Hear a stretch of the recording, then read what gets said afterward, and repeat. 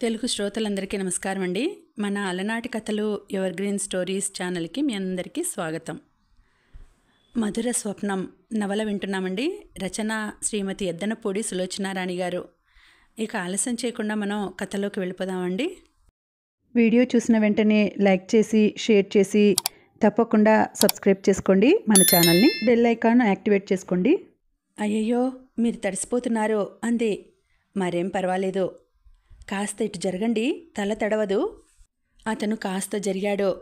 రాధ భుజం అతని ఛాతీకి తగిలింది. ఆ స్పర్శ విద్యుత్ తాకినట్టే ఉంది.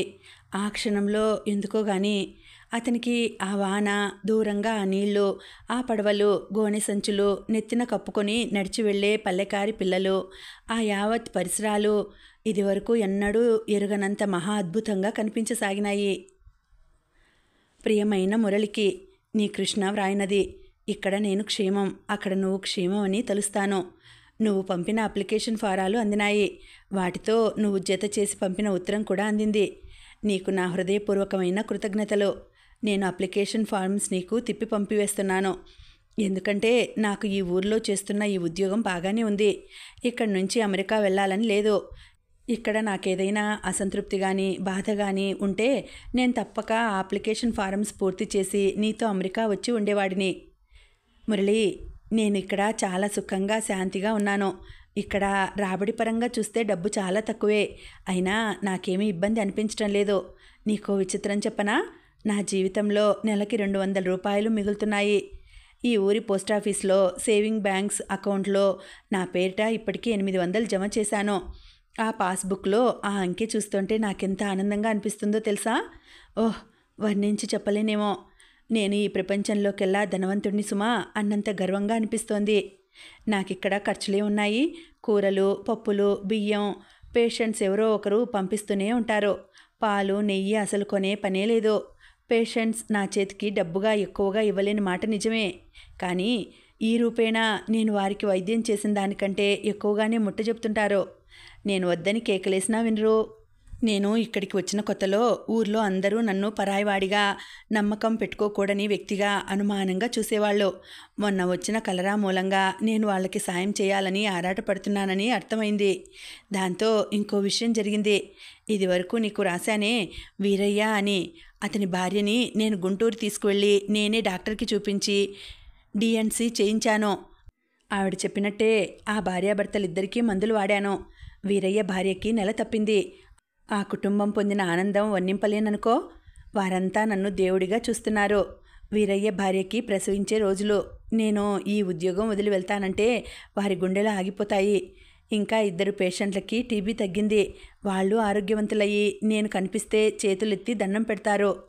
వాళ్ల కళ్ళల్లో కృతజ్ఞత చూస్తుంటే ఆ ఆనందం ఎన్ని వేల రూపాయలు సంపాదించినా రాదేమో అనిపిస్తుంది. మురళి, ఈ అప్లికేషన్ ఫారం తిప్పి పంపుతున్నానని నా మీద ఆగ్రహపడకు. నాకిక్కడ దేనికి లోట్లేదు. హాయిగా ఉంది. చికాకులు లేవు. డబ్బుని గురించి బెంగలేదు. నన్ను దేవుళ్లా చూసే పేషెంట్స్ ఉన్నారు. తోచలేదు అనే గొడవే లేదు. ఉదయం నుంచి సాయంత్రం వరకు పేషెంట్స్తోనే సరిపోతుంది. సైకిల్ మీద ఆరుబయట గాలిలో తిరుగుతానేమో. రాత్రి అయ్యేసరికి కంటి నిండా కమ్మటి నిద్ర వస్తుంది. ఇక్కడ సీతాలు ఒక వేరు తెచ్చి చూపించింది. దానిని ఎండబెట్టి పొడి చేసి కామెర్లు వచ్చిన వారికి మందుగా ఇస్తే బ్రహ్మాండంగా తగ్గిపోతుంది. నేనెప్పటికైనా సరే దీనిలో ఒక ఫార్ములా తయారు చేసి ప్రభుత్వానికి ఇవ్వాలి. ఇది నా ధ్యేయం. మురళి, నా వైద్య వృత్తికి ఈ పరిధి చాలు. ఈ మాత్రంగా నా జీవితం వెళ్ళిపోతే చాలు. నాకు అంతకంటే పెద్ద కోరికలు లేవు. కాబట్టి నేనిక్కడే స్థిరపడిపోవడానికి నిశ్చయించుకున్నాను. నేను బాగా ఆలోచించే ఈ నిర్ణయానికి వచ్చాను. అందుకే ఈ అప్లికేషన్ ఫారమ్స్ తిప్పి పంపించేస్తున్నాను. ఈ ఊరు వదిలి ఎక్కడికో వెళ్ళి ఏదో చేయాలనే కోరిక నాకు లేదు. నేనిక్కడ సుఖంగా ఉన్నాను. ఆ మాట నువ్వు బాగా అర్థం చేసుకో. కొద్ది రోజుల తర్వాత ఇక్కడే నాది అనే ఒక సొంత ఇల్లు ఏర్పరచుకుంటాను. ఈ చుట్టుప్రక్కల ఊళ్ళలోనే ఎవరైనా నా భావాలకి తగిన అమ్మాయిని చూసుకుని పెళ్లి చేసుకుంటాను. నా జీవితం ఈ విధంగా బహుశా ఈ ఊరికే అంకితం అయిపోతుందని అనుకుంటున్నాను. నువ్వు రాసిన మీ బంధువుల అమ్మాయి రేఖ సంగతి ఆలోచించాను. రేఖని నేను దూరం నుంచి 1-2 సార్లు చూశాను. ఆ అమ్మాయి వేషభాషలు నా జీవితానికి సరిపడేవి కావు. కాబట్టి నువ్వు వాళ్ళకి వేరే సంబంధం చూసుకోమని చెప్పు. నా జీవితంలోకి రాబోయే అమ్మాయి నాలాగే నిరాడంబరంగా ఉండాలి. ఉత్తరం రాస్తున్న కృష్ణ అప్రయత్నంగా ఒక్క క్షణం ఆగాడు. అతని కళ్ళ ముందు రాధ మెదిలింది. రాధ గుర్తుకు రాగానే ఎందుకో గాని అతని మనసు ఆనంద డోలిక అవుతుంది. మొన్న వానలో ఒకే గొడుగు క్రింద కలిసి వచ్చినప్పటి నుంచి తామిద్దరి మధ్య సాన్నిహిత్యం పెరిగినట్టుగా ఉంది. నిన్న స్కూల్ నుంచి వస్తూనే చిట్టి కాలుకి దెబ్బ తగిలితే భుజాన వేసుకుని తీసుకువస్తోంది. దోవలో ఎదురైన తను చిట్టిని రాధ చేతుల్లోంచి తీసుకుని సైకిల్ మీద కూర్చోపెట్టుకుని ఇంటికి తీసుకువచ్చి దింపాడు. పిల్లల మధ్య తిరిగే రాధ అతనికి చూడముచ్చటగా ఉంటుంది. వాళ్ళకి చదువు క్రమశిక్షణ నేర్పాలని రాధ పడే తాపత్రయం చూస్తుంటే ఊరిలో ప్రజలకి ఆరోగ్యం గురించి నీతిబోధలు చేయాలనే తన ఆరాటం గుర్తుకు వస్తుంది. ఎప్పుడైనా ఉదయం వేళ అతను సైకిల్ మీద వెళ్తుంటే రాధ స్కూల్కి వెళుతూ ఎదురవుతుంది. తను గుడ్ మార్నింగ్ అని పలకరిస్తే మొదటి రోజున రాధ నవ్వి ఊరుకుంది. మర్నాడు తను కనిపించగానే ఆ అమ్మాయే చెయ్యెత్తి హలో గుడ్ మార్నింగ్ అంది. వెరీ గుడ్ మార్నింగ్ అని తను నవ్వుతూ జవాబు ఇచ్చాడు. ఆ పలకరింపులో ఏదో తమాషా అయిన అనుభూతి ఉంది. రాధ నవ్వుతూ అతన్ని పలకరిస్తే అతని మనసులో ఆనందపు కెరటాలు ఊవెత్తున లేస్తాయి. కృష్ణ రాధని గురించి ఆలోచనలు రాగానే రాస్తున్న ఉత్తరం పూర్తిగా ఆపేసి పెన్ను మూసి కుర్చీలో వెనక్కు ఆనుకున్నాడు. అతని ఉత్తరంలో ఆఖరి పంక్తి అయిన నా జీవితంలోకి రాబోయే అమ్మాయి నాలాగే నిరాడంబరంగా ఉండాలి అన్న వాక్యం మీద నిలిచిపోయింది. అతని కళ్ళ ముందు నవ్వుతున్న రాధ నిలిచింది. రాధ వేషభాషల్లో ఎంతో నిరాడంబరత ఉంది. ఆ నిరాడంబరత ఆమెకి ఒక రకమైన హుందాతనం తెచ్చిపెట్టినట్టుగా ఉంటుంది. అదే ఆ అమ్మాయిలో అసలు ముఖ్యమైన ఆకర్షణేమో. రాధ భేషజం లేని వ్యక్తి. ఏ రకంగా చూసినా ఆ అమ్మాయిలో అన్నీ తనకి నచ్చిన గుణాలే కనిపిస్తున్నాయి. మంచి మనసు, ఆరోగ్యం, నిరాడంబరత, హుందాతనం ఇవి ఉన్న ఆడపిల్ల ఎవరి జీవితంలో అడుగు పెడుతుందో ఆ వ్యక్తి జీవితం నందనవనం అవుతుంది. కానీ రాధ తనకి నచ్చవచ్చు, సందేహం లేదు. కానీ రాధకి తను నచ్చుతాడా? ఆ అమ్మాయి కాస్త చనువుగా మాట్లాడిందని తను గాలి మెడలు కట్టడం లేదు కదా? ఏమో. కృష్ణ తన ఆలోచనలు ఆపేసి మళ్ళీ వంగి ఉత్తరం రాయటం పూర్తి చేసాగాడు. ఇంతలో తలుపు తోసుకుని ఎవరో వచ్చిన చప్పుడు అయింది. అతను తిరిగి చూశాడు. ఎదురుగా రాధ నిలబడి ఉంది. టేబుల్ దగ్గర కూర్చుని వెనక్కు తిరిగిన అతన్ని చూస్తూ క్షమించాలి, తలుపు తట్టకుండా లోపలికి వచ్చేశాను అంది. కృష్ణ కళ్ళల్లో ఒక్క క్షణం మెరుపు మెరిసినట్లయింది. అతను కుర్చీలో నుంచి లేచి వస్తూ మానవ మాతృలైతే తలుపు తట్టడం చేస్తారు, దేవతలైతే అడగకుండానే లోపలికి వచ్చేస్తారు అన్నాడు. రాధ ఆశ్చర్యంగా కళ్ళు పెద్దవి చేసి చూడబోయి అంతలోనే పక్కున నవ్వేసింది. గుండెల మీద చెయ్యి పెట్టుకుంటూ అమ్మో, అంత పెద్ద ప్రశంసలు నాకు వద్దు. నేను దేవతని కాదు, అతి మామూలు మనిషిని. ఎంత మామూలు మనిషినంటే నేను అడిగిన పని మీరు చేయకపోతే నాకు కోపం వచ్చేస్తుంది సుమా. కృష్ణ నిజంగా అన్నట్లుగా చూశాడు. కూర్చోండి, కుర్చీ జరిపాడు. రాధ తల అడ్డంగా తిప్పింది. కూర్చోను, అర్జెంటుగా వెళ్ళిపోవాలి. మీరు సాయంత్రం విజయవాడ వెళ్తున్నారని తెలిసింది, నిజమేనా? నిజమే. అయితే మీరు అక్కడి నుంచి వచ్చేటప్పుడు కాస్త శ్రమ అనుకోకుండా నాకు ఈ వస్తువులు తెచ్చిపెడతారా? వీటి కోసం నేను వెళ్ళటం డబ్బుదండగా అనిపిస్తోంది. బ్యాగ్లో నుంచి లిస్టు రాసిన కాగితం ఇచ్చింది. కృష్ణ అది తీసుకొని చూశాడు. అందులో బెలూన్లు, మేకప్ సామాన్లు, బహుమతులుగా ఇచ్చే రకరకాల వస్తువులు ఉన్నాయి. తలెత్తి చూస్తూ స్కూలు వార్షికోత్సవమా అని అడిగాడు. రాధ అవునన్నట్టు తల ఊపింది.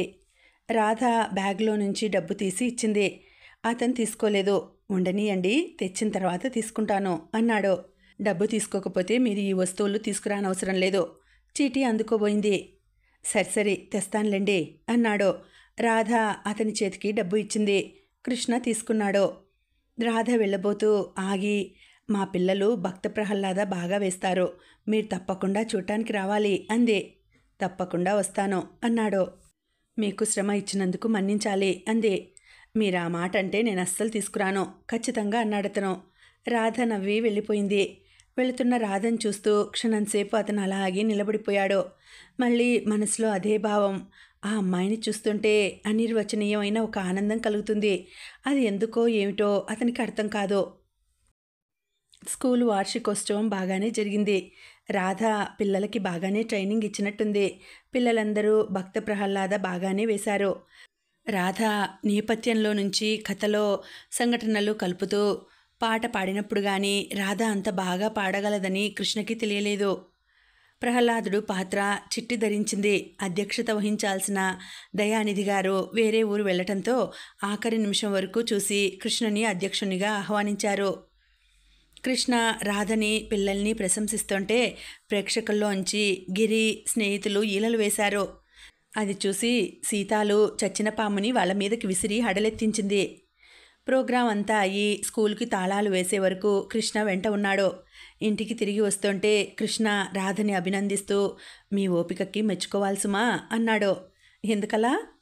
ఆ పిల్లలతో అలా నటింపచేయటం అంటే మాటలు కాదు. శ్రద్ధ ఉంటే ఏదైనా చేయగలుగుతాం. ఈ వార్షికోత్సవం కోసం పిల్లలు సంవత్సరం మొదటి నుంచి ఎంతో ఆసక్తిగా ఎదురుచూస్తారు. నేను చెప్పిన పాఠాలు సరిగ్గా చదువుతారు. ఆ పిల్లలతో మీకు విసుగు అనిపించదా? పిల్లలంటే నాకెంతో ఇష్టం. నేను పెద్దదాన్నైతే కనీసం 10 మంది పిల్లలనైనా కంటాను. మా ఇల్లే ఒక పాఠశాల చేసేస్తాను. బాప్రే! అతను ముఖం ఎత్తి పక్కున నవ్వాడు. ఏం, మీకు పిల్లలంటే ఇష్టం లేదా అడిగింది. ఇష్టమే, కానీ వాళ్ళని మేనేజ్ చేయడం అంటే అతను గాలిలోకి దండం పెడుతూ నా వల్ల కాదు, కాబట్టి నేను అసలు పిల్లల్నే కనను అన్నాడు నవ్వుతూ. ఛీ, అలా అనకండి. పిల్లలు లేని జీవితం ఏం బాగుంటుంది తనలో తాను అనుకుంటున్నట్లుగా అంది. ఇద్దరూ వెన్నెల్లో పక్కపక్కన నడుస్తున్నారు. రాత్రి పొద్దుపోవటం వల్ల ఊరంతా నిశ్శబ్దంగా ఉంది. దూరంగా వెన్నెల్లో నీళ్లు మెరుస్తున్నాయి. ఇద్దరూ రాధ ఇంటి దగ్గరికి వచ్చారు. నే వెళ్తానికా అన్నాడతను. ఇంటి గడప ఎక్కి తలుపు తట్టబోయిన రాధ ఆగి అతని వైపు తిరిగింది. ఇద్దరూ క్షణంసేపు ఒకరిని ఒకరు చూస్తున్నట్లుగా నిలబడిపోయారు. మీకో విషయం చెప్పనా హఠాత్తుగా అన్నాడతను. చెప్పండి అంది. అతను తలదించి నేలవైపు చూశాడు. చెప్పండి ఆసక్తిగా అడిగింది. అతను తలెత్తి చూశాడు. ఏమిటది? అతను రాధ కళ్ళలోకి సూటిగా చూశాడు. మీరంటే నాకు చాలా ఇష్టం. రాధ పెదవి కదపబోయి ఏదో అనబోయింది. అతను మధ్యలోనే చెయ్యెత్తి ఆపుతున్నట్లుగా దయ్యుంచి కారణం అడక్కండి, నేను జవాబు చెప్పలేను అనేసి గబాల్న వెనక్కు తిరిగి చకచక అడుగులు వేస్తూ వడివడిగా వెళ్ళిపోయాడు. అతను సందు తిరిగి కంటికి కనిపించకుండా వెళ్ళిపోయినా రాధ ఇంకా అక్కడే నిలబడిపోయింది. రాధకి అతను వెళ్ళినట్లు లేదు, ఇంకా ఎదురుగా నిలబడినట్లే ఉంది. మీరంటే నాకు చాలా ఇష్టం. రాధ దిమ్మెరపోయినట్టు చూస్తోంది. అందులో విశేషం ఏముంది? ఉంది, చాలా ఉంది. ఆ మాటల్లో విద్యుత్తు ఉందా? మాటల్లో లేదు. ఈ వెన్నెల్లో ఏదో ఉండి ఉంటుంది. మీరంటే నాకు చాలా ఇష్టం. ఆ మాటలు తీయగా ఉన్నాయి. తీపి కూడా అంత రుచిగా ఉండదేమో. మామిడి పండు తీపి కూడా తక్కువేనేమో. అసలు వెన్నెలేమిటి ఇంత అద్భుతంగా ఉంది? వెన్నెల ఇంత బాగుండటం తను ఇంతవరకు ఎన్నడూ చూడలేదే. శరీరం ఏమిటి ఇంత తేలికగా ఉంది? ఆ వెన్నెల్లో కిరణంగా మారిపోవాలని అనిపిస్తోంది. ఈ సన్నటి గాలిలో ఒక తరంగం అయిపోవాలని అనిపిస్తోంది. ఇదేమిటి? తనకేమైంది? ఏమిటో మత్తుగా ఉంది. ప్రాణం తేలిపోతోంది. మాటల చప్పుడు విని తల్లి వచ్చి తలుపు తీసేసరికి రాధ గుమ్మానికి తల ఆనించి చెరగిలబడి నిలబడి వివసురాలైనట్టు చూస్తోంది. అదేమిటే, మాటా పలుకు లేకుండా అలా నిలబడ్డావు? నిలబడే నిద్రపోతున్నావా ఏమిటి? తల్లి కుదుపుతూ అడిగింది. రాధ కలలో నడుస్తున్న మనిషిలా లోపలికి వచ్చింది. రాధ వచ్చి మంచం మీద పడుకుంది. దిండు మీద తల ఆనించి పైకప్పు కేసి చూస్తోంది. గదిలోకి ఎవరో వచ్చిన అలకడైంది. కృష్ణ వచ్చాడు. దిగ్గున లేచి కూర్చుంది. అదేమిటే అలా లేచావు? ఏమైంది? దిండు సరిచేసుకుంటున్న తల్లి అడిగింది. గదిలో ఎవ్వరూ లేరు. ఏమిటో శబ్దం అయితేనో. గాలికి తలుపు కదిలింది. ఆ తలుపు గడియ పడటం లేదు. బాగు చేయించాలి. ఆ సుబ్బిగాడిని రమ్మనమని ఎన్నిసార్లు కబురు పంపించినా రాలేదు. విధవలు ఇదివరకు మనుషులా బలిసిపోయారు. ఒక్కడు చెప్పిన మాట వినడు కదా. ఆవిడ సాధిస్తోంది. కానీ రాధ చెవులకి ఆ మాటలు వినిపించటం లేదు. కృష్ణ గుర్తుకు వస్తున్నాడు. అతనే వస్తున్నాడు. రాధకి రెక్కలు కట్టుకుని వెళ్ళి అతని ఒడిలో తల దాచుకుని నేనంటే మీకెందుకిష్టం అని అడగాలనిపిస్తోంది. అతనేం చేస్తున్నాడు? ఏమని ఆలోచిస్తున్నాడు? కృష్ణ అదే సమయానికి ఇంట్లో టేబుల్ దగ్గర కుర్చీలో వెనక్కి తల ఆనించుకుని కళ్ళు మూసుకొని కూర్చుని ఉన్నాడు. బయట వాతావరణం అంత చల్లగా ఉన్నా అతని నుదుటి మీద మెడ దగ్గర చెమటలు అలుముకొని ఉన్నాయి. రాధ ఏమనుకుంటోంది? రేపు రాధని చూడటం ఎలా? తనని ఆడపిల్ల వెంటపడే వ్యక్తిగా అనుకోలేదు కదా. అసలు అంత గబాలన చెప్పడం మర్యాద కాదేమో. ఏ కాఫీ తాగటానికో వెళ్ళినప్పుడు చెబితే బాగుండేదేమో. రేపు నిలదీసి అడిగితే ఏమని చెబుతాను? తను చెప్పిన మాట రాధకి సంతోషం కలిగిస్తే తను ధన్యుడైనట్టే. కానీ కానీ బాధ కలిగిస్తే? అతని దవడ ఎముక కదిలింది. ఆ మాట చెప్పడంలో మీ ఉద్దేశం ఏంటి అని అడిగితే అతని కళ్ళ ముందు ఒక దృశ్యం వేగంగా కదిలింది. ఆ మాటే కనుక రాధ నిలదీసి అడిగితే తను ఏం చెప్తాడు? వెంటనే రాధ భుజాలు పట్టుకొని కుదుపుతూ, అంటే కూడా నీకు అర్థం తెలియదా? నువ్వింత మూర్ఖురాలివి అని నేను అనుకోలేదు. నేను నిన్ను పెళ్లి చేసుకుంటాను. నువ్వు కనబోయే 10 మంది పిల్లలకి నేను తండ్రిని అవుతాను. నీకు 10 మంది పిల్లలు కావాలి అనుకుంటున్నావు కదా. ఈ రోజుల్లో 10 మంది పిల్లల్ని పోషించాలంటే నాలాంటి ఏ డాక్టర్ వృత్తితో చేసే వ్యక్తే కావాలి. నువ్వంటే నాకు ఎందుకు ఇష్టమో తెలుసా? నీలోని నిరాడంబరతకి నేను ముగ్ధున్నయ్యాను. పిల్లల్లా ప్రేమించే నీ మనస్సు నన్ను ఆకర్షించింది. నా జీవితానికి నీలాంటి వ్యక్తి ఆలంబన కావాలి. నేను ఎవ్వరూ లేనివాణ్ణి రాదా. మనుషుల్ని ప్రేమించే గుణం ఉన్న నీ గుండెల్లో తలదాచుకుంటే నా ఒంటరితనం పటాపంచలవుతుంది అని నా ఆశ. అర్థమైందా? అతను హఠాత్తుగా ఆగిపోయాడు. ఏది రాధ ఎక్కడా? రాధ లేదా? ఇదంతా తన ఊహేనా? అతను కుర్చీలో నుంచి లేచాడు. వచ్చి మంచం మీద పడుకున్నాడు. అతనికెందుకో చాలా ధైర్యంగా ఉంది. తను తప్పేం చేయలేదని ఆత్మవిశ్వాసంగా ఉంది. రాధ తనకి కావాలి.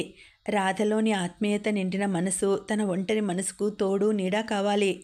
అంతకంటే తనకేం అవసరం లేదు. తనకి రాధ కావాలి. ఇలా ఎందుకు అనిపిస్తోందో అతనికే అర్థం కావడం లేదు.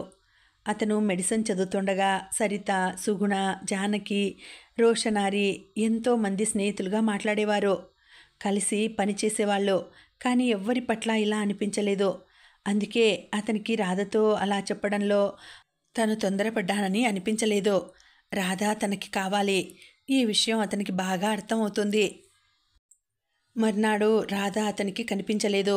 3వ రోజు కూడా గడిచిపోయింది. కృష్ణ కావాలని స్కూలు పక్క నుంచి సైకిల్ మీద అతి మెల్లగా వచ్చాడు. అక్కడ ఎప్పట్లా రాధ ఎదురవ్వలేదు.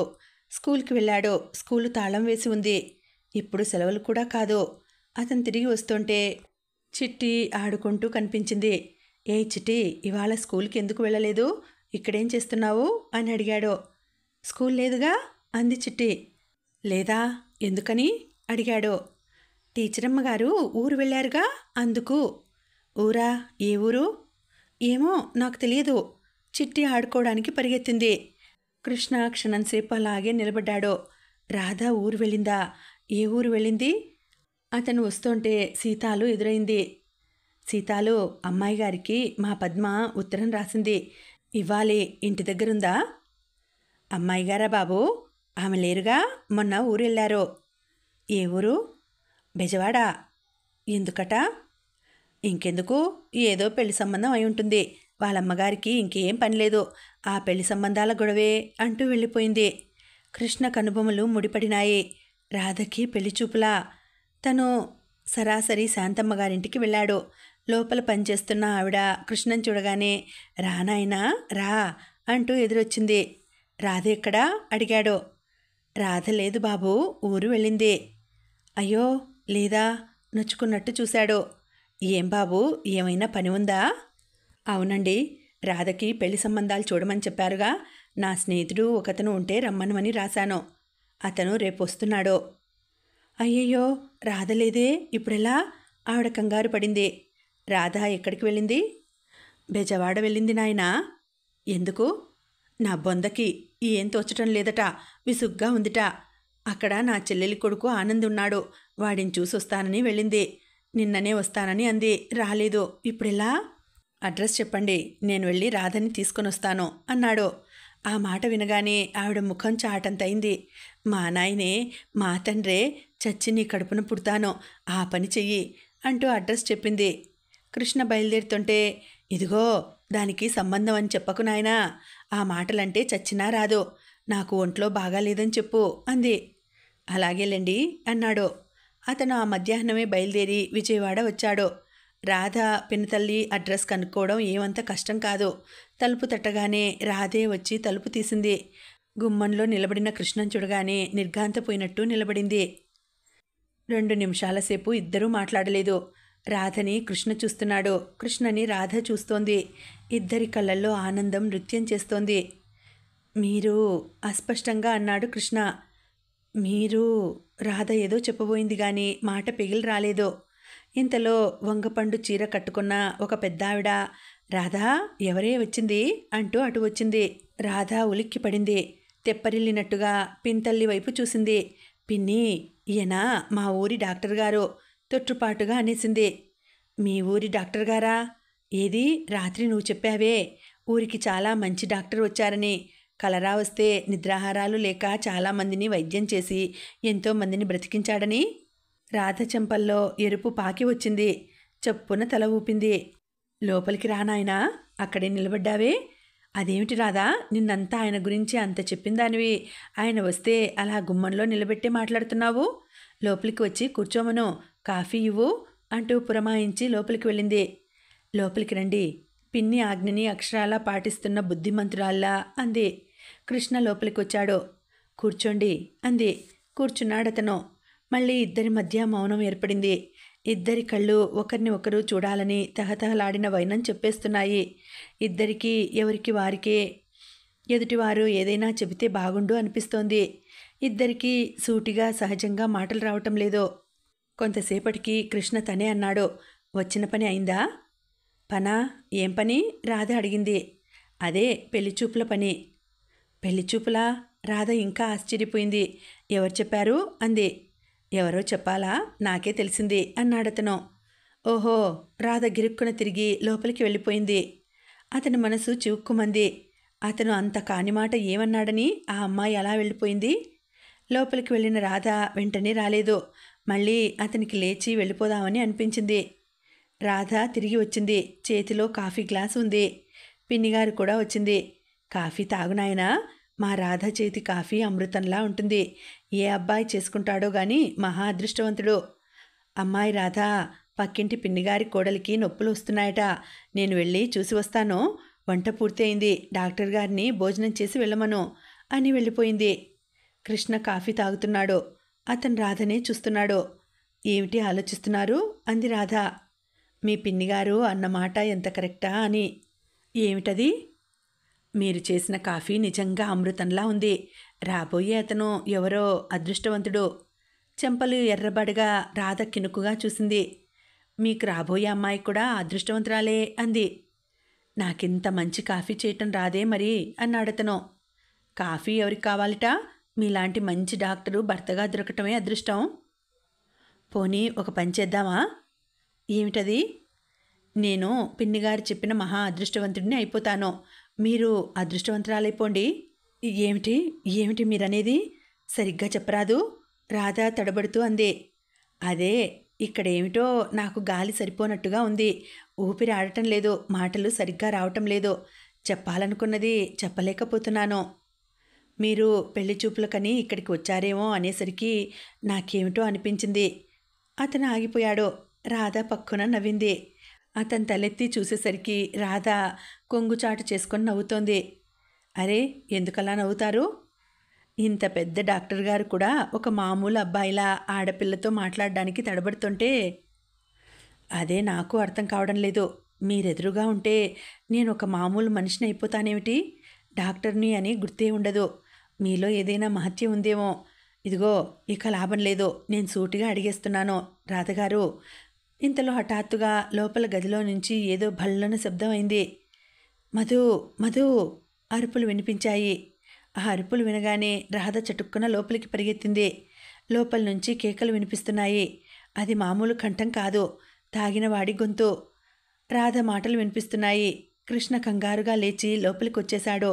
పరదా తొలగించుకొని ఆ పడక గదిలో లోపలికి అడుగు పెట్టిన అతను అలాగే నిలబడిపోయాడు. అక్కడ దాదాపు కృష్ణ వయసే ఉన్న ఒక అతను ఉన్నాడు. మధు, మధు అతను మంచానికేసి తల బాదుకుంటున్నాడు. అన్నయ్య, అన్నయ్య. రాధ అతన్ని పొదివి పట్టుకొని అనునయించటానికి విశ్వప్రయత్నం చేస్తోంది. అతను రాధకి వశం కావటం లేదు. కానీ వెళ్ళటానికి చూస్తున్నాడు. మళ్ళీ కాళ్ళల్లో సత్తువ లేనట్టు తూలి పడిపోతున్నాడు. రాధ అతన్ని ఆపలేకపోతోంది. కృష్ణ గబాలన ముందుకు వచ్చి ఆ యువకుణ్ణి పట్టుకున్నాడు. అతని గడ్డం మాసి ఉంది. తాగిన వాసన గుప్పుమంటోంది. అతని కళ్ళు ఎర్రబడి ఉన్నాయి. ఈ లోకంలో లేడతను. అది మెలకువ, నిద్ర గాని ఒక మహాభయంకరమైన అవస్థ. మధు, మధు, ఎక్కడ నువ్వు? ఇలా రా అరుస్తున్నాడతను. వస్తుందన్నయ్యా, వదిన ఇప్పుడే వస్తుంది అంది రాధ. వస్తుందా? మధు వస్తుందా? ఆశగా అడిగాడు. ఎందుకు రాదు? గుడికి వెళ్ళిన మనిషి తిరిగి రాదా ఏమిటి? రాధ అప్పటికే నీళ్లల్లో మందు కలిపి తెచ్చింది. చూడు, చెమటలు ఎలా కారుతున్నాయో. ఈ మంచినీళ్లు కాసిన తాగు. అతని చేత బలవంతంగా తాగించేసింది. కృష్ణ అతన్ని చూస్తున్నాడు. అతను ఆ తాగుడు చేతిలో కీలుబొమ్మ అని చిక్కి శల్యమైన అతని శరీరమే చెబుతోంది. 10 నిమిషాల్లో అతని నిద్రలోకి జారిపోయాడు. అతని తల క్రింద దిండు సరిచేసి క్రిందకి వేలాడిన కాళ్ళు మంచం మీద పెట్టి రాధ యువతలికి వచ్చింది. ఎవరతను? కృష్ణ రాధతో యువతలికి వస్తూ అడిగాడు. మా పిన్ని కొడుకు రామానంద్. ఎందుకిలా అయ్యాడు? కర్మ. ఏ మనిషికి అలాంటి బాధ వద్దనిపిస్తుంది. కూర్చోండి అంది. కృష్ణ కూర్చున్నాడు. రాధ అల్మరలోంచి ఆల్బం ఒకటి తెచ్చి అతనికి చూపిస్తూ చెప్పింది. చూడండి, వీడు మా ఆనందేనంటే ఎవరైనా నమ్ముతారా? భగవంతుడు జీవితంలో కొందరిని ఎంత మహాభయంకరంగా శపిస్తాడో చూస్తుంటే వాళ్ళు చేసిన పాపం ఏమిటా అనిపిస్తుంది. మా అన్నయ్య 4 ఏళ్ల క్రితం వరకు ఈ విజయవాడలో పేరు మోసిన సర్జన్. ప్రాక్టీసు 3 పువ్వులు 6 కాయలుగా వర్తిల్లింది. వాడి చెయ్యి చలవ గురించి అందరూ పొగిడేవాళ్ళు. అలాంటి అన్నయ్యకు ఏమైందో తెలుసా? ఏమైంది? అన్నయ్య మాధవి అనే అమ్మాయిని ప్రేమించి పెళ్లి చేసుకున్నాడు. ఇద్దరూ ఎంతో అన్యోన్యంగా నవ్వుతూ తుళ్ళుతూ ఉండేవాళ్ళు. ఇవిగో చూడండి ఈ ఫోటోలు. ఆల్బం పేజీలు తిప్పుతూ చూపించింది. అందులో ఆనంద్తో పాటు ఇంకో అమ్మాయి ఉంది. ఆ అమ్మాయి చాలా అందంగా ఉంది. రాధ చెబుతోంది. అన్నయ్యని వదినని చూస్తుంటే నాకప్పుడు పెళ్లి చేసుకుంటే అలా ఒకరిని ఒకరు ప్రేమించే పెళ్లి చేసుకోవాలి, మామూలు పెళ్లి చేసుకోకూడదు అనుకునేదాన్ని. ఇద్దరూ ఒక్క క్షణం కూడా విడిచి ఉండేవాళ్ళు కాదు. అన్నయ్య ఆపరేషన్ చేయటానికి వెళ్తుంటే వదిన బెస్ట్ ఆఫ్ లక్ చెప్పి పంపేది. ఆయన ఆపరేషన్ థియేటర్ నుంచి బయటకు రాగానే వేడి కాఫీతో చిరునవ్వుతో ఎదురు వచ్చేది. వదిన చాలా మంచిది. అన్నయ్యని పేదలకి ఎక్కువగా సాయం చేయమనేది. మనం చాలా ఆనందంగా ఉన్నాం, మన వల్ల అందరికీ ఉపకారం జరగనియండి అనేది. అన్నయ్య కూడా అక్షరాల అలాగే చేసేవాడు. వాళ్ళ అనురాగ దాంపత్యం చూస్తుంటే అందరికీ ఈర్ష్యగా ఉండేది. వదినకి ఒకరోజు కడుపు నొప్పి వచ్చింది. అపెండిసైటిస్ అన్నారు. అన్నయ్య ఆపరేషన్కి సిద్ధం చేశాడు. ఎన్ని పెద్ద పెద్ద ఆపరేషన్లో అవలీలగా చేసిన అన్నయ్యకి ఇంత చిన్న ఆపరేషన్ ఒక లెక్క. వదిన కూడా బాధని బిగబట్టుకుంటూ జోక్ చేసింది. ఆపరేషన్ థియేటర్లోకి వదినని తీసుకెళ్లారు. ఆపరేషన్ చేస్తుండగా ఏమైందో తెలియదు. అన్నయ్య హఠాత్తుగా బయటకు వచ్చాడు. ఎవరెవరో డాక్టర్లకి ఆదుర్దాగా ఫోన్ చేశాడు. అన్నయ్య ఒంటి నిండా చెమటలు కారిపోతున్నాయి. అన్నయ్య, వదినకి ఎలా ఉంది అని నేను అడుగుతుంటే నా మాటే వినిపించుకోలేదు. ఊరిలో పేరు మోసిన సర్జన్లు 2 వచ్చారు.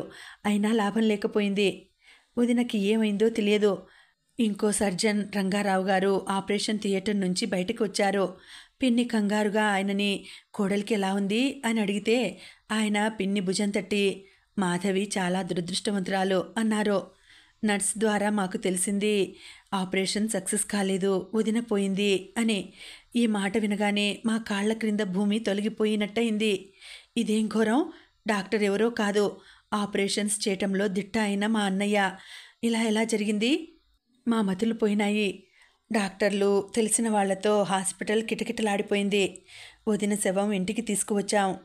సాయంత్రానికి దహనకాండలు పూర్తి అయినాయి. అన్నయ్య ఏడవలేదు. రాయిలాంటి మౌనంతో పాషాణంలా శూన్యంలోకి చూస్తూ ఉండిపోతున్నాడు. వారం రోజులు గడిచినాయి. 10 రోజులు అయినాయి. నెల తిరిగింది. అన్నయ్య మామూలు మనిషి కాలేదు. హాస్పిటల్కి వెళ్ళినా రోగుల్ని చూసేవాడు కాదు. ఒక పేషెంట్ వచ్చాడు. అతనికి ఆపరేషన్ చేయాలి. అన్నయ్య చెయ్యనని, తన వల్ల కాదని చెప్పాడు. డాక్టర్, మాకు పుత్రభిక్ష పెట్టండి, మీ మీద మాకు నమ్మకం ఉంది అని ఏడ్చారు వాళ్ళు. నా మీద నాకు నమ్మకం లేదు. నా భార్యని నేను దక్కించుకోలేని వాడిని. మీ కొడుకుని నేనేం రక్షిస్తానో, వేరే డాక్టర్ దగ్గరికి వెళ్ళండి అన్నాడు. వాళ్ళు ఇంకా బ్రతిమలాడుతుంటే, షటప్, నన్ను ఇంకా నరకం పెట్టకండి, నేను ఆపరేషన్ చేయలేను, నా వేళ్లకి వణుకు వచ్చేసింది, వెళ్ళండి, నా దగ్గరికి ఎవరు రావద్దు, ఎవరు రాకండి, నేనిప్పుడు డాక్టర్ని కాదు, పేషెంటుని, నేను కూడా ఒక వ్యాధిగ్రస్తుణ్ణి, నా వ్యాధి ఏమిటో మీకు అర్థం కాదు అంటూ అరిచేవాడు. అన్నయ్య అరుపులకి హడలిపోయాం. వాళ్ళు వెళ్ళగానే అన్నయ్య తన నేమ్ ప్లేటు ఊడదీసి దాన్ని విరగ్గొట్టేస్తుంటే నేను వెళ్ళి అడ్డుపడి లాక్కున్నాను. రాధా, వదులు వదులు, ఇది నన్ను వెక్కిరిస్తోంది. భార్యని బ్రతికించుకోలేని నువ్వు ఒక డాక్టర్వేనా అంటూ నన్ను చూసి క్రూరంగా నవ్వుతోంది. అన్నయ్య మొదటిసారిగా ఏడ్చేశాడు. నేను అన్నయ్యని సముదాయించాను. అన్నయ్య, జీవితం అనేది మన చేతుల్లో లేదు. అంతా ఆ దైవలీల. ఆయన నడిపించినట్టు నడవటం మన ధర్మం అంటూ బుజ్జగించాను. రాధ లేచి వెళ్ళి అల్మారాలో దాచిన నేమ్ ప్లేట్ తెచ్చి అతనికి చూపించింది. దాన్ని చూస్తుంటే రాధ కళ్ళ నిండా గిర్రున నీళ్లు తిరిగాయి. ఎప్పటికైనా ఇది మళ్ళీ సగర్వంగా గోడకి వేళ్లాడే రోజు వస్తుందా అనిపిస్తుంది. ఆ రోజు రావాలని, మా అన్నయ్య సరిగ్గా అవ్వాలని దేవుణ్ణి నేను రోజూ ప్రార్థిస్తాను. రాధ కళ్ళనీళ్లు తుడుచుకుంటూ చెప్పింది. వదిన పోయిన రోజు నుంచి అన్నయ్య నిద్రే పోలేదు. క్రమంగా తాగుడికి అలవాటు పడ్డాడు. ఇప్పుడు 24 గంటలు ఆ మత్తులోనే ఉంటాడు. బయట ప్రపంచంతో వాడికి సంబంధం లేదు. ఒంటి మీద ఏమాత్రం స్పృహ వచ్చినా మధు మధు అని కేకలు పెడతాడు. మేం వదిన బయటికి వెళ్ళిందని వస్తుందని చెప్పి మభ్యపెడతాం. చూసారా, అన్నయ్య ఫోటోలో దొరబాబులా ఎంత సంతోషంగా ఆరోగ్యంగా ఉన్నాడో. ఇప్పుడు చూడండి, బల్పంలా బికారిలా ఎలా ఉన్నాడో. కృష్ణ శ్రద్ధగా విన్నాడు. అతని గొంతులో కూడా ఏదో అడ్డుపడ్డట్టే అయింది. ఎంత భయంకర పరిస్థితి అనిపించింది. ఎంతమందికో ఉపకారం చేసి ప్రాణభిక్ష పెట్టాల్సిన వ్యక్తి జీవితంలో జరిగిన ఒక దురదృష్ట సంఘటన వల్ల ఇలా కృంగిపోవటం మరీ భయంకరమైన సంగతి. అతని మనసంతా ఆనంద్ పట్ల జాలితో సానుభూతితో నిండిపోయింది. ఇంతలో పిన్నిగారు తిరిగి రానే వచ్చింది. అదేమిటే, అబ్బాయికి ఇంకా భోజనం పెట్టలేదు అంది. లేదు పిన్ని, ఏదో కబుర్లు చెబుతూ కూర్చుండిపోయాను అంది. రండి, నేను వడ్డిస్తాను అంది ఆవిడ. రాధ, కృష్ణ ఇద్దరూ పక్కపక్కన కూర్చొని భోజనం చేశారు. భోజనం అయిన తర్వాత కృష్ణ అన్నాడు, రాధా, ఆనంద్ని మన వెంట మన ఊరు తీసుకువెళదాం. రాధ అర్థం కానట్టు చూసింది. ఆనంద్ని ఈ లోకంలోకి తీసుకురావటానికి మనం ప్రయత్నం చేద్దాం. ఫలితం కోసం మనం ఆలోచించొద్దు. ఆ దేవుడి మీద భారం వేద్దాం. రాధ కళ్ళల్లోకి ఎనలేని ఆనందం వచ్చింది. పింతల్లికి రాధ నచ్చ చెప్పింది. ఆవిడ కృష్ణను చూస్తూ, నాయనా, నువ్వు చల్లగా 1000 ఏళ్ళు పిల్లా పాపలతో కలకల్లాడుతూ బ్రతకాలి అంది కన్నీళ్లతో. కృష్ణ రాధతో పాటు ఆనందిని తీసుకుని బయలుదేరాడు. నెల రోజుల అనంతరం ఆనంద్కి రాధ కాఫీ తెచ్చి ఇచ్చింది. అతను అందుకుంటూ, కృష్ణ ఇంకా రాలేదా అమ్మా అని అడిగాడు. లేదన్నయ్యా, పక్క ఊరిలో రాత్రి ఎవరికో పాము కరిచిందట, వెళ్ళారని సీతాలు చెప్పింది అంది. రాధ వెళ్తుంటే ఆనంద్ వెనక నుంచి పిలిచాడు, రాధా. రాధ తిరిగి చూసింది. ఈరోజు తారీఖెంత? 20. నేనిక్కడికి వచ్చి ఎన్నాళ్ళైంది? 1 నెల రోజులు. సరిగ్గా ఇవాల్టి రోజునే వచ్చావు. ఏం లేదు. అబ్బే, ఏం లేదు అన్నాడు. రాధ వెళ్ళింది. అతను గాఢంగా నిట్టూరుస్తూ అక్కడున్న పేపర్ తీసుకుని చూడసాగాడు. 1 నెల రోజుల క్రిందట ఆనంద్కి ఈ ఆనంద్కి వ్యత్యాసం స్పష్టంగా కనిపిస్తోంది. ఆ ఆనంద్ చిక్కి శల్యం అయినాడు. ఈ ఆనంద్ కాస్త కండపట్టి పుష్టిగా కనిపిస్తున్నాడు. కళ్ళ క్రింద నల్లటి చారలు తగ్గినాయి. ఈ 1 నెల రోజులలో నుంచి కృష్ణ అతనితో పడరాని పాటలు అన్నీ పడ్డాడు. అతన్ని దోసపాడు తీసుకువచ్చిన తర్వాత మెల్లమెల్లగా తాగుడు మానిపించేశాడు. సీసా ఖాళీ అవగానే అతను డ్రింక్ కావాలని అరిచేవాడు, గోల పెట్టేవాడు. కృష్ణ తెచ్చి ఇచ్చేవాడు, కానీ అది డ్రింక్ కాదు. రత్తాలు తాగుడు కంటే నిషా తెప్పిస్తుందని చెప్పిన ఆకు నూరి దాని నీళ్లు కాచేవాడు. అది నిద్ర తెప్పిస్తుందే తప్ప తాగుడు లాంటి హాని చేయదు. దాని ప్రభావం గంటలు మాత్రమే ఉంటుంది. మొదట అది డ్రింక్ అనుకుని తాగిన ఆనంద్ వెంట మెలకువ రావడంతో మత్తు ఇంజెక్షన్ ఇవ్వమని గోల పెట్టేవాడు. కృష్ణ ఇంజెక్షన్ ఇచ్చేవాడు. అతనికి మత్తు వచ్చేది కాదు. అతను అశాంతిగా, చిరాగ్గా, కోపంగా గడిపేవాడు. ఒక్కోసారి ఇంట్లోంచి వెళ్ళిపోయేవాడు. కృష్ణ అతన్ని పట్టుకొని తీసుకువచ్చేవాడు. అతన్ని మందుల కంటే స్నేహపూరితమైన తన మాటలతో స్వాంతనపరచాలని చూసేవాడు. అతను పెట్టిన తిప్పలన్నీ పడేవాడు. రాత్రంతా మేలుకొని అతని దగ్గర కూర్చునేవాడు. కృష్ణ అతనితో పడుతున్న అవస్థ చూస్తుంటే రాధకి ఒక్కోసారి కళ్ళు చెమ్మగిల్లేవి. కృష్ణ చూపించే అపారమైన ఓర్పుని, పట్టు విడవని అతని దీక్షకి ముగ్ధురాలయ్యేది. ఆనంద్ వచ్చిన ఈ 1 నెల రోజుల్లో సపర్యలతో రాధ, కృష్ణల మధ్య ఉన్న మొహమాటం బాగా తగ్గిపోయింది.